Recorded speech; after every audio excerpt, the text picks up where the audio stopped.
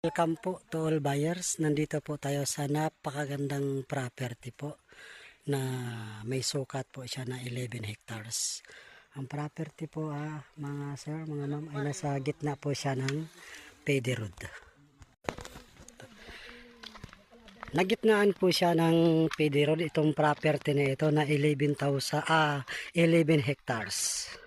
Ito po. Sagana po siya sa good lumber na tinatawag na Gemelina at saka sagana po siya sa good lumber na ang pangalan po ng mga kahoy ay Gemelina at saka Tictuna. Ang good lumber po mga kahoy ay nasa 24,000 pieces po. Pieces ang Tictuna wood at saka Gemelina, magkasama na po sila. Ito po. Ang coconut tree po ay, ang namumunga po ay nasa 100 piraso lang po.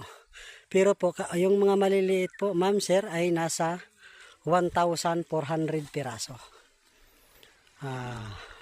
Puno na niyog. Yan po, ito po yung area sa bungad sa harapan. Hindi lang po makita halos sa video ang kabuuan dahil po ay medyo nakaharang pa ang mga puno. Yan, ito na po yung area ng 11 hectares. Yan po yan. Yan po. Papunta po dun. Yan. Yan, lagpas po sa mga puno na yan ang boundaries. At saka yun doon, yung bundok po na yun. At saka yung bundok na yan sa 11 hectares. Sagana po siya sa mga puno na thickwood, Tictuna, good lumber at saka Gemelina. Nasa 24,000 piraso po puno na good lumber.